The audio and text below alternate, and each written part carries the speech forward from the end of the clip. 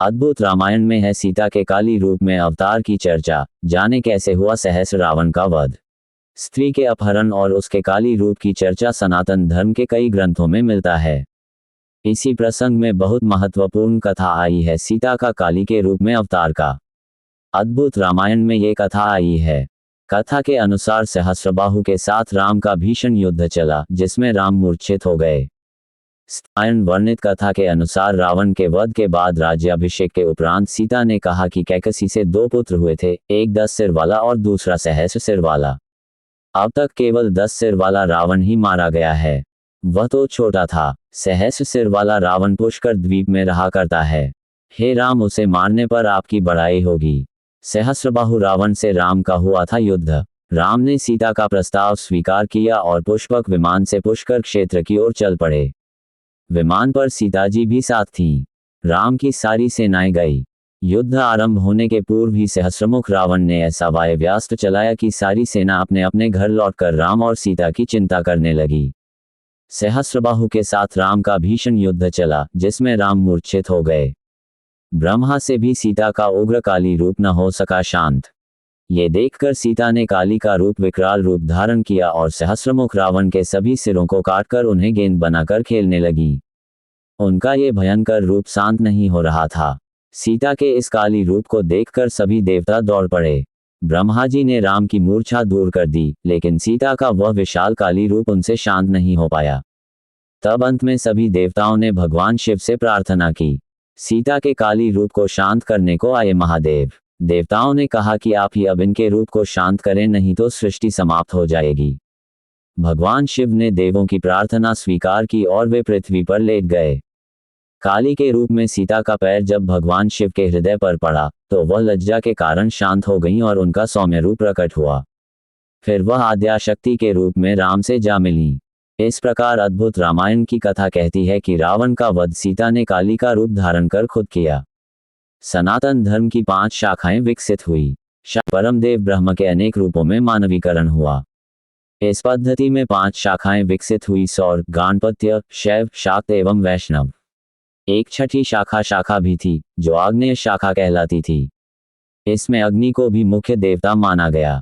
बाद में चलकर सूर्य तथा गणेश से संबंधित शाखा विलुप्त हो गई। शेष 3 बचे, जिनमें प्रत्येक शाखा के ग्रंथ अपनी परंपरा को सबसे ऊपर मानने लगे। आगम पद्धति से सनातन की सभी संप्रदायों का समन्वय हुआ। वैदिक काल में सभी लोग वेद के मंत्रों से परिचित थे। लोग उपासना में उन मंत्रों का व्यवहार करते थे। लेकिन धीरे धीरे जब जनसंख्या बढ़ी और जनता अपने अपने कौलिक धंधे में लग गई, तो वेद मंत्रों से दूर हुई। अतः उन्हें देवता की उपासना जोड़ने के लिए आगम पद्धति का विकास हुआ। इस आगम पद्धति में पौराणिक तथा तांत्रिक शाखाएं हुईं। ये सभी लोगों के लिए पद्धति थी।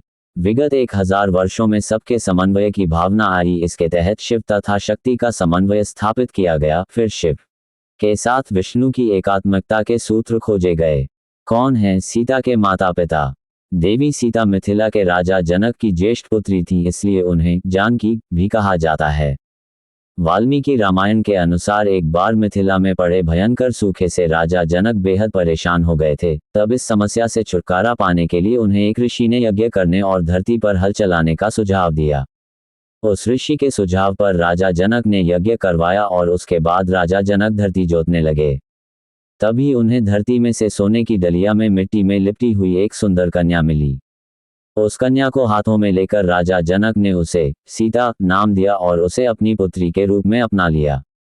ये रहस्य आज भी बरकरार है कि सीता के माता पिता कौन हैं। सीता की अग्निपरीक्षा सीता ने अग्निपरीक्षा दी थी या नहीं दी थी, ये सवाल अभी भी बना हुआ है।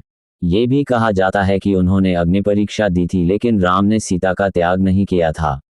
जिस सीता के बिना राम एक पल भी रह नहीं सकते और जिसके लिए उन्होंने सबसे बड़ा युद्ध लड़ा, उसे वे किसी व्यक्ति और समाज के कहने पर क्या छोड़ सकते हैं।